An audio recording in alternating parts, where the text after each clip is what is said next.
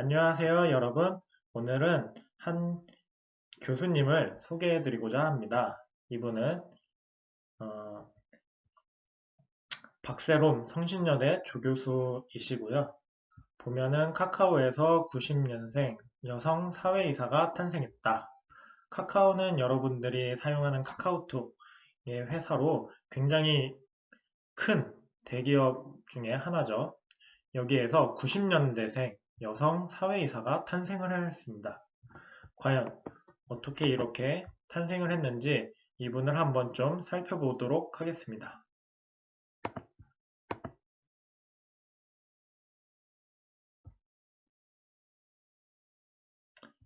여기 뉴스가 있고요. 뉴스를 좀 읽어볼게요. 카카오에서 90년생 최연소 여성 사회이사가 탄생을 했다고 합니다. 카카오는 지난 25일 주주총회를 열고 공동대표의 연임을 확정했다고 하고요. 여기서 주목해 볼 만한 것은 사회이사 3인을 새롭게 맞이했는데 그 중에는 박세롬 성신여대 융합보안공학과 조교수가 있다고 합니다. 이 90년대생인 박세롬 사회이사가 굉장히 화제가 되고 있는데요. 그 이유는 카카오를 비롯해 대기업 사회이사를 통틀어 봐도 90년대생 임원은 그가 유일하다고 합니다. 박 사회이사는 2018년 서울대 공과대학 산업공학과 박사학위를 취득했고요. 이후 서울대 수학기반 산업 데이터 해석연구센터 연구원으로 지냈다고 합니다. 이에 카카오 측이 왜 박 교수를 선택했는지에 대해서 얘기를 했는데 그 이유는 정보 보호와 정보통신 컴퓨터 공학적 지식이 실무 능력을 갖췄고 현재 전문 인력을 양성하고 있다면서 산업 전반의 관점을 모두 고려한 소프트웨어 산업에 대한 조언을 기대하고 있다고 합니다. 즉, 정보 보호와 정보통신 컴퓨터 공학적 지식을 때문에 뽑았다고 볼 수 있습니다. 오늘 배울 내용이 바로 이 정보 보호입니다. 그럼 이 정보 보호가 어떤 의미를 갖는지 한번 보겠습니다.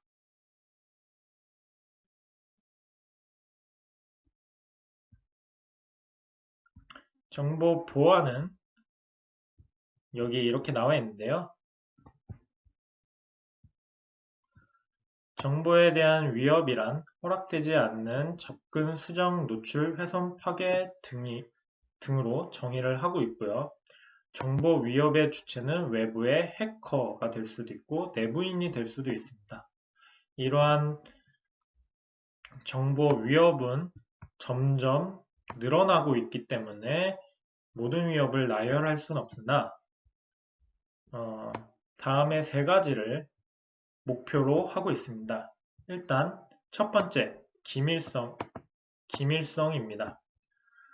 허락되지 않은 사용자 또는 객체가 정보의 내용을 알 수 없도록 하는 것이죠. 비밀 보장이라고 할 수도 있죠.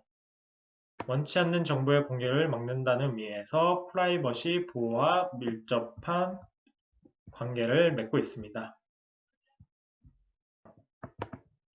허락되지 않은 사용자 또는 객체가 정보를 함부로 수정할 수 없도록 하는 것이다. 다시 말하면 수신자 정보를 수신했을 때 또는 보관되어 있던 정보를 꺼내보았을 때 그 정보가 중간에 수정 또는 첨삭되지 않았음을 확인할 수 있도록 하는 것이다 라고 합니다. 가용성은 허락된 사용자 또는 객체가 정보에 접근하려고 할 때 이것이 방해받지 않도록 하는 것이고 최근에 네트워크의 고도화로 대중에 많이 알려진 서비스 거부 공격이 이러한 가용성을 해치는 공격이다 라고 했는데 이 서비스 거부 공격, 디도스는 인터넷에 접근을 할 수 없도록 막아버리는 것이라고 할 수 있습니다. 그래서 요 기밀성, 무결성, 가용성을 지켜주는 것이 정보 보안의 주요한 목표라고 할 수 있겠습니다. 정보 보안의 특성을 한번 보면 정보 보안은 100% 완벽하게 달성을 할 수가 없습니다. 어떠한 시기로든 해커가 침투를 할 수 있는 여지가 있기 때문에 여러분들은 최대한 보안에 유의를 해주어야 되는 거고요. 정보 보안 대책의 설치 시 필요성을 확신할 수 없다. 여러분들이 백신을 깔았다고 해서 모든 것들이 완벽하게 차단된다고 할 수가 없는 것입니다. 따라서 여러분들 자신이 이러한 보안 대책을 잘 수칙을 따라 주어야만 한다고 할 수 있습니다. 그래서 이번 시간에는 정보 보안에 필요한 간단한 수칙들을 실천함으로써 100%다 완벽하게 차단을 할 수는 없지만 99.9%를 차단할 수 있는 방법들에 대해서 설명을 해 주겠습니다.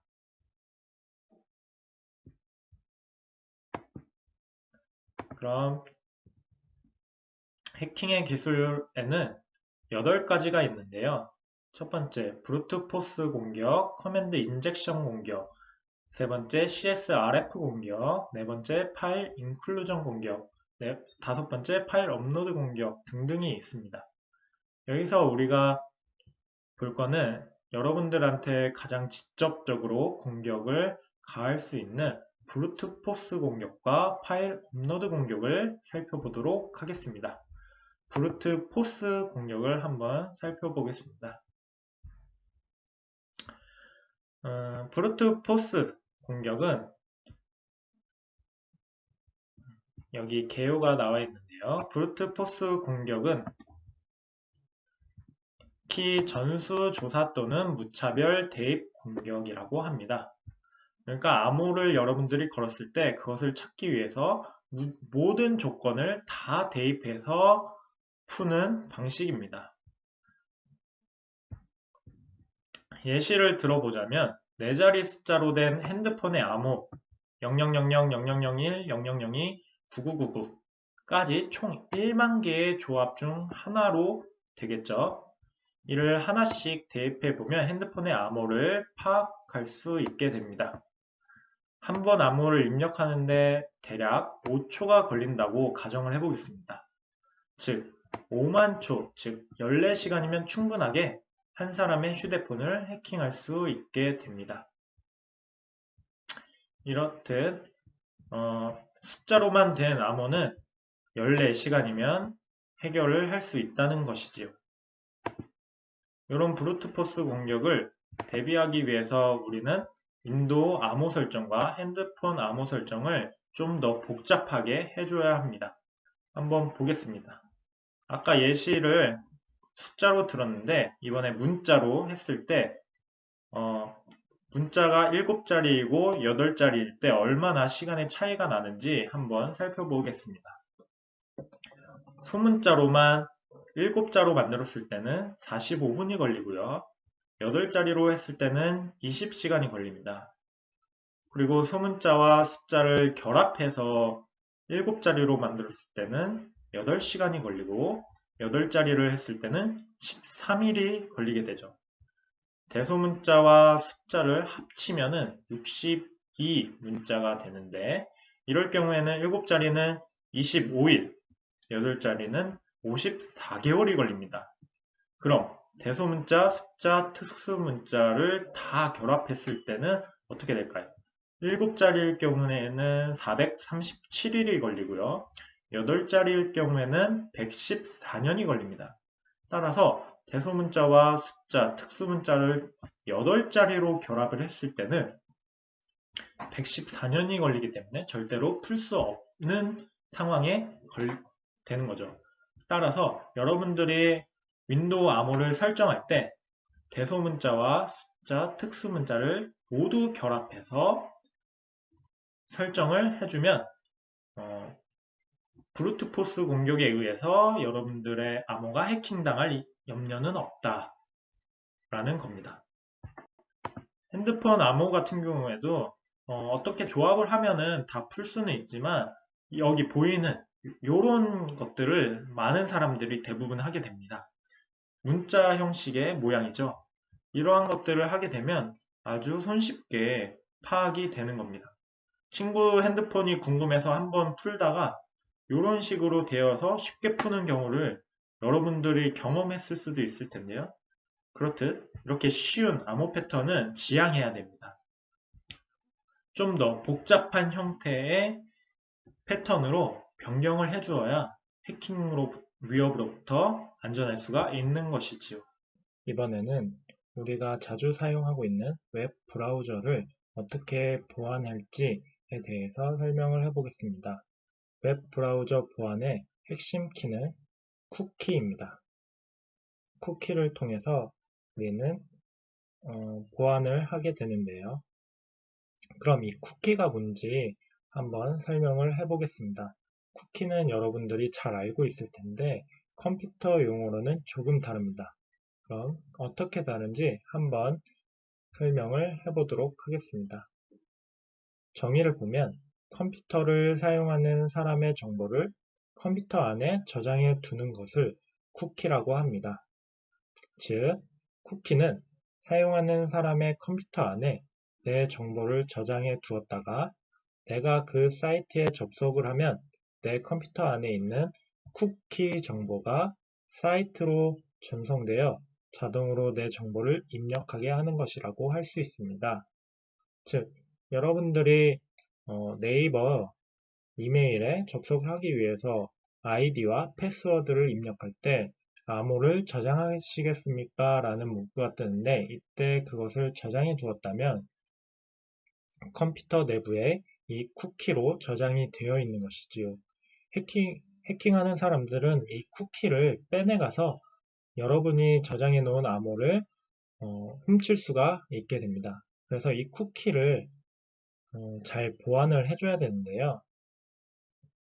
그러면 쿠키를 어떻게 보안을 할지에 설명하기에 앞서서 쿠키의 어원에 대해서 설명을 해보겠습니다.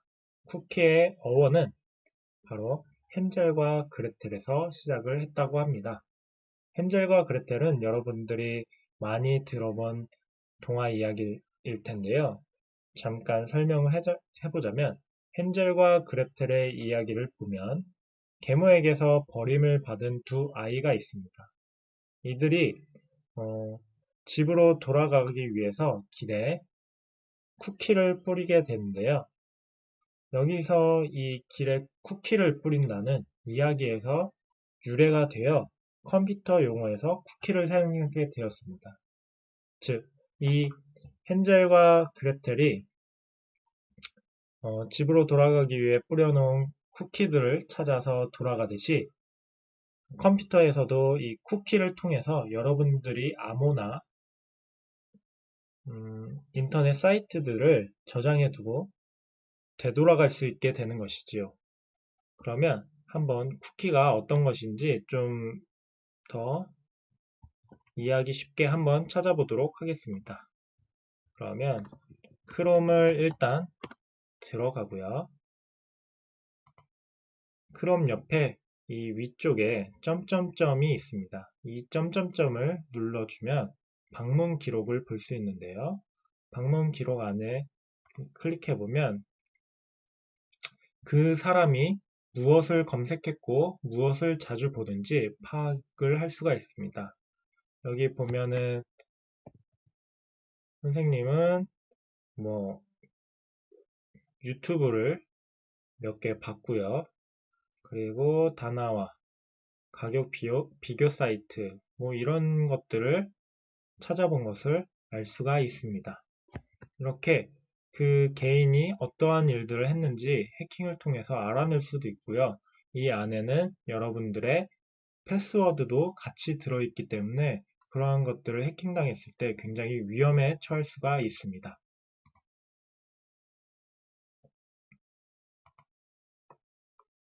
그래서 이 쿠키를 주기적으로 삭제를 해주는 게 굉장히 중요한데요. 그 삭제 방법은 크롬을 실행해서 설정을 누르고 인터넷 기록을 삭제해주면 됩니다. 이 크롬은 여러분들이 자주 사용하는 인터넷 브라우저를 사용하시면 됩니다. 그러면 선생님은 크롬을 자주 사용하기 때문에 다시 크롬으로 가보겠습니다. 여기 방문 기록 있죠. 다시 처음으로 돌아가 보겠습니다. 그러면 다시 이 오른쪽 위에 점점점을 클릭하고 설정에 들어갑니다. 설정에 들어가 보면 여기 인터넷 사용 기록 삭제가 있습니다. 이거를 누르고 처음에는 기본으로 설정이 되어 있을 텐데요. 이걸 고급으로 바꿔줍니다. 그리고 기간은 전체 기간으로 설정을 해주고 여기에 모든 것들을 클릭을 해줍니다.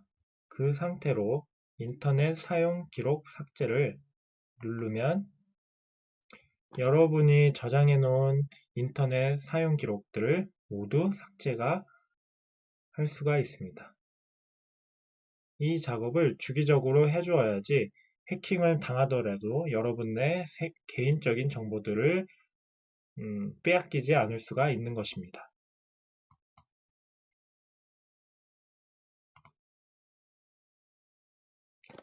다음으로는 운영체제 보안 설정에 대해서 설명을 해보도록 하겠습니다. 이 부분은 실습 위주로 진행이 될 테니까 여러분들도 한번 같이 따라 해보면 좋을 것 같습니다. 처음으로 보안 업데이트를 할 것이고요. 그 다음에 방화벽 설정, 마지막으로 백신 프로그램 설정을 해보도록 하겠습니다. 보안 업데이트는 처음 시작 단추를 누르고 설정에 들어가서 업데이트 및 보안에 들어가고 윈도우즈 보안을 선택한 다음에 윈도우즈 업데이트를 선택합니다. 그 다음에 다운로드를 선택하여 업데이트를 하면 됩니다. 이렇게 글로 써져 있으면 굉장히 복잡해 보이는데 실제로 해보면 쉽습니다. 한번 보여드리도록 하겠습니다. 여기 왼쪽 아래에 보면 윈도우 키가 있고요. 두 칸 위로 올라가면 설정이 있습니다. 이 설정을 누르면 이런 식으로 뜰 거고요. 여러분들 처음 들어가면 여기가 이렇게 뜨게 될 거고 여기서 업데이트 및 보안에 들어가면 됩니다. 업데이트 보안에 들어가면 여러 탭이 있는데 그 중에서 윈도우즈 업데이트라는 것을 눌러보면 오른쪽에 이렇게 윈도우즈 업데이트가 있습니다. 이것을 보면 여기 다운로드가 있는데 이게 꼭 해야 되는 업데이트들을 안에서 생기는 거기 때문에 꼭 요거를 다운로드를 눌러서 설치를 진행하면 되겠습니다. 최대한 여기에 있는 모든 것들은 설치를 하면 좋기 때문에 여기 밑에 선택적 업데이트 사용 가능이라는 것도 있는데 이것도 같이 해주면 좋습니다. 그러면 보안 업데이트는 해결이 되는 것이고요. 다음으로 방화벽 설정을 해보겠습니다. 방화벽 설정은 윈도우즈 보안 선택하기까지는 같고 그 다음에 방화벽 및 네트워크 보호를 선택해서 들어가면 됩니다. 그리고 나서 방화벽에서 앱 허용을 선택하고 허용할 앱을 선택하면 방화벽 설정이 완료가 됩니다. 이것도 한번 같이 실습을 해보도록 하겠습니다. 아까와 마찬가지로 윈도우를 누르고 두 칸 위로 올라가서 설정을 클릭합니다. 그러면 아까 윈도우 업데이트에 들어갔었기 때문에 이 화면이 뜰 텐데 처음부터 가보자면 업데이트 및 보안을 누르고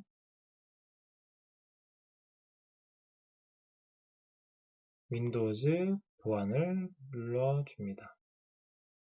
그러면 그 안에 방화벽 및 네트워크 보호라는 게 있고요. 방화벽 및 네트워크 보호를 클릭하면 이렇게 새로운 창이 뜨게 됩니다. 여기에서 도메인 네트워크, 개인 네트워크, 공용 네트워크가 있는데 꺼져 있으면 이게 빨간불이 뜨게 될 거고요.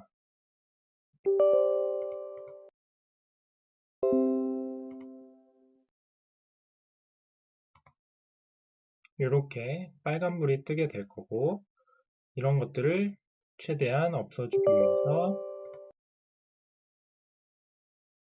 켜기를 해줍니다.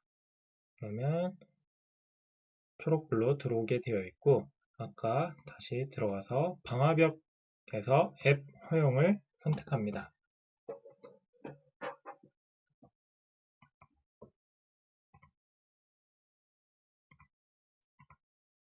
그럼 이렇게 방화벽을 설정할 수 있는 것들이 나오게 될 거고요. 그래서 여러분들이 자주 사용하는 것들을 찾아서 무선 휴대용 장치는 허용을 하겠다 라고 할 때 여기 위에 설정 변경을 클릭한 다음에 무선 휴대용 장치는 허용하는 앱으로 만들어주고 개인만 쓸 수 있게 해주면 개인만 허용이 되고 공용 PC로 들어왔을 때는 허용이 안 됩니다.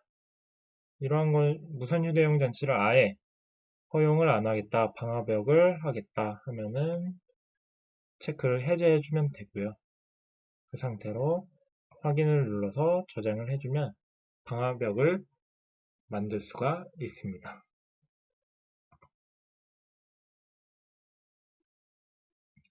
그 다음으로 백신 프로그램 설치하는 방법에 대해서 설명을 해보겠습니다. 이번에는 윈도우를 누른 다음에 크롬을 입력합니다. 그리고 네이버에 들어가 보도록 하겠습니다. 네이버에서 백신 프로그램이라고 치면 다운받을 수 있는 백신 프로그램들을 보여주게 됩니다.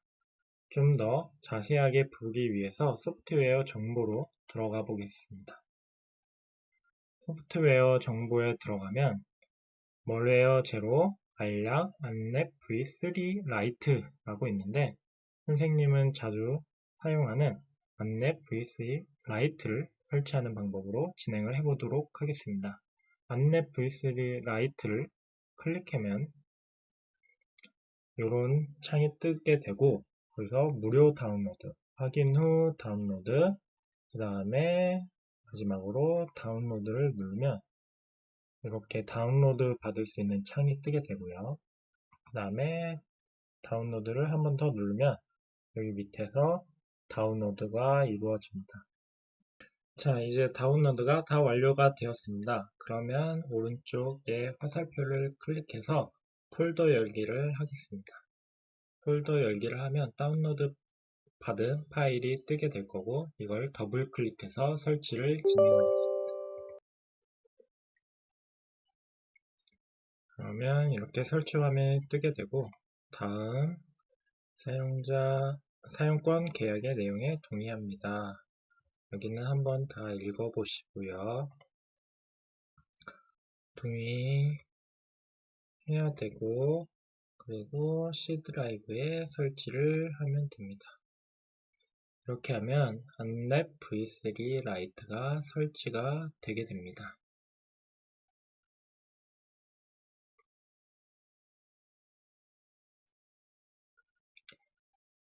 이것으로 여기까지 5차시 마무리하겠고요.